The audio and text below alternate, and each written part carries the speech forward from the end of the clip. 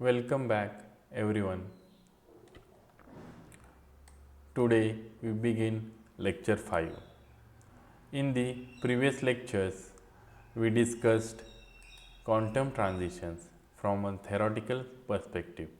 Now we shift our focus toward the practical laboratory reality of measuring these transitions. When we record an absorption spectrum, our goal is simple: to measure how much light a molecule actually absorbs. However, real experimental physics is never ideal. The incoming beam of light interacts with many things before reaching the detector. Let us examine this diagram of a standard liquid sample cell, commonly called cuvette, used in spectrophotometry. The incident beam is labeled as P0. As this beam travels through the system, its power begins to decrease even before interacting with the sample molecules. The first loss mechanism is reflection. Because air, glass, and liquid have different refractive indices, a small portion of light is reflected backward at every interface. Specifically, reflections occur at air glass, glass solution, solution glass, and finally glass air boundaries. Each interface removes a small fraction of intensity. Next, we encounter scattering losses. If the solution contains dust, suspended particles, or microscopic density variations, photons are redirected away from the detector. They are not absorbed, but they are effectively lost. The beam emerging from the cuvette, denoted as P, is therefore weaker for multiple reasons. Not only absorption, but also reflection and scattering. This creates an important challenge. As experimental physicists, we must isolate true molecular absorption. That is why we perform a carefully designed reference blank measurement which cancels interface and solvent effects. Only then do we measure the analyte itself. Let us now clearly distinguish the optical processes involved.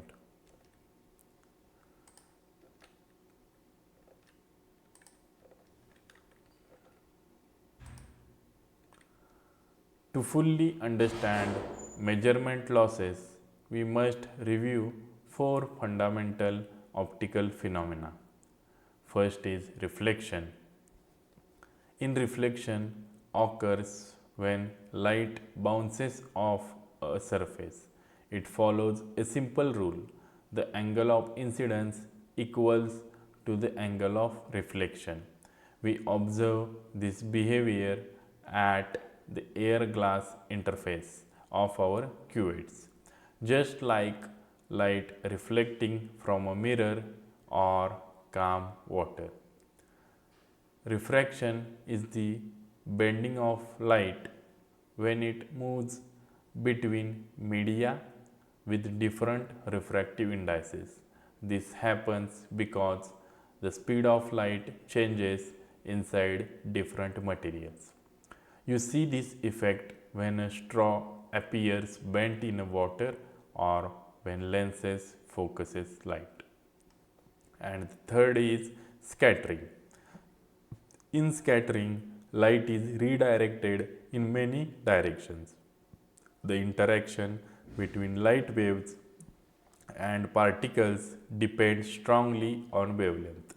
This same phenomenon explains blue skies, red sunsets, and haze or fog glare. Inside a sample solution, undissolved particles or large molecules can scatter light, leading to falsely high absorption readings. And the last one is diffraction. Diffraction arises from the wave nature of light. When light passes through a narrow slit or around an obstacle, it spreads out. You may recall this from the double slit experiment.